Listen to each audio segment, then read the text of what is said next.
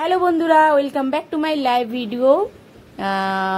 যেটা সরাসরি করছি সেই ভিডিওটা করছি, তবে ভিডিওটা তোমরা একটু দেরিতে পাবে। কারণ হচ্ছে আমি ভিডিওটা একটু দেরি করে পোস্ট করব, এই কারণেই আর কি। ভয়েসটা যেহেতু পরে অ্যাড করব, কারণ পাশে বিল্ডিংটায় কাজ হচ্ছে, তোমাদের অনেক দিন আগেই বলেছি। এত আওয়াজ হচ্ছে না, এত আওয়াজ হচ্ছে যেই কারণে আমার অসুবিধা হয়ে যাচ্ছিল। তো চলো, আমার ভিডিও তোমাদের অবশ্যই ভালো লাগলে একটা লাইক কমেন্ট শেয়ার করে দেবে, আর পাশে থাকবে, ভালোবাসা দেবে। তনয়া মল্লিক লাইভে মানে ব্লগে তোমাদের সবাইকে অনেক অনেক ভালোবাসা আর স্বাগত জানাই। ব্লগটা তো শুরুই করে ফেলেছি। আজকে মিনি ব্লগ হবে না, তবে একটু ব্লগটা বড় হবে। তো আশা করি তোমরা সবাই দেখবে, তোমাদের ভালো লাগবে। আর তার সাথে সাথে তোমাদের একটা কথা জিজ্ঞেস করি, বন্ধুরা তোমরা সবাই কেমন আছো? আশা করছি ভালো আছে, সুস্থ আছো। আমিও ভালো আছি। তোমাদের সাথে কথা বলতে বলতে আমার পটল আলু কাটা হয়ে গেল। ভাত তো আগেই বসিয়ে দিয়েছিলাম, আর তার মধ্যে ওই প্রেশার কুকারে 2টো সিটি দিলেই নামিয়ে দিয়েছি। ওর মধ্যে মটর ডাল করেছিলাম, যেহেতু আজকে শুক্রবার সেই কারণে মটর ডাল করেছি, আর আলু সেদ্ধ, আর এদিকে পটল আলু ভাজা। কারণ আমার একটু ভাজা না হলে আবার চলে না, বুঝলে বন্ধুরা। এদিকে ভাত হয়ে গেছিলো, ভাতের মার গেলে দিয়েছিলাম, কারণ কর্তামশাই ডিউটি যাবে, আবার আমাকে স্কুলে ছেলেকে আনতে ছুটতে হবে, সেই কারণে তো তাড়াহুড়ো করে রান্না করছি। আর পটলে আমি কালো জিরে ফোড়ন দিয়েছিলাম, কালো জিরে ফোড়ন দিয়ে আমি ভাজাটা একটু বেশি ভালোবাসি খেতে। এদিকে ভাত হয়ে গেছে, দেখো ভাত হয়ে গেছে, হ্যাঁ।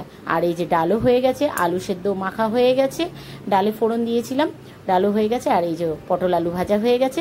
এবার কর্তামশাইকে খেতে দিয়ে দিয়েছি, কর্তামশাই খাওয়া দাওয়া করুক। তার মধ্যে ঘরের কি অবস্থা দেখো, মেয়ে বাথরুমে গেছে, মেয়ে বিছানাটা পরিষ্কার করলো না, আমাকে করতে হবে। আমি বিছানা পরিষ্কার করে তাড়াতাড়ি ঘর দুয়ার মুছে সমস্ত কাজ সেরে, এই দেখো সমস্ত পরিষ্কার হয়ে গেছে, ঘর দুয়ার মুছে হয়ে গেছে, আমার সান্দান হয়ে গেছে, পুজো হয়ে গেছে।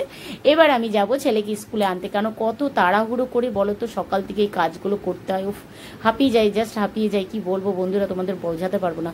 10টা 20-র মধ্যে ছেলের স্কুলে ছুটি হয়ে যাবে, তাহলে আমাকে নিশ্চয়ই আধ ঘন্টা আগে ঘর থেকে বেরোতে হয়, অনেকটাই দূর যেখানে আমি থাকি সেখান থেকে স্কুলটা। তো চলো বেরোনো যাক, বাইরে বেরিয়ে তোমাদের সাথে কথা হচ্ছে। আর বাইরে আজকে এত রোদ দিয়েছে, উফ ভীষণ রোদ দিয়েছে, ভীষণ, কি বলবো তোমাদেরকে, চড়া রোদ একদম। তো ছেলের স্কুলের দিকে রওনা দিচ্ছি, আর রাস্তাঘাট পুরো ফাঁকা। ওই যে বললাম না রোদ দিয়েছে, নাহলে সকালে এই 10টার সময় রাস্তা এইভাবে ফাঁকা থাকে, ভাবতে পারো রোদের তাপ, খুব তাপ আছে। অবশ্য যে যার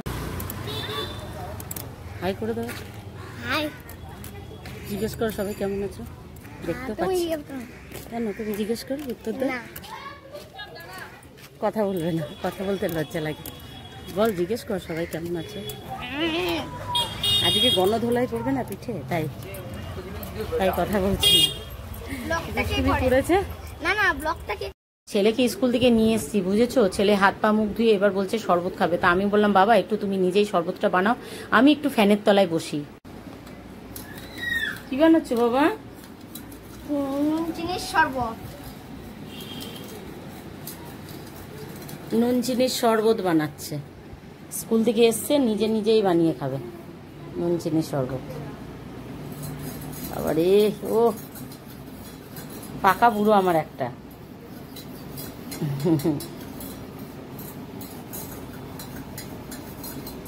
এখনই যে পেয়ারা মাখাটা খেয়ে নিলি, দেখো নিজে চাকু দিয়ে পেয়ারাটাকে কেটে এখনই খেয়ে নিল। তাহলে স্নান করে ভাত খেয়ে কি খাবি? হ্যাঁ, আবার এর মধ্যে গোলমরিচ গুঁড়ো দিয়েছে, বিট লবণ দিয়েছে, কি কি চাট মশলা দিয়েছে, সব দিয়ে মেখে একা পেয়ারাটা খেয়ে নিল। আজ যেহেতু আমার শুক্রবার, আমি খাবো না।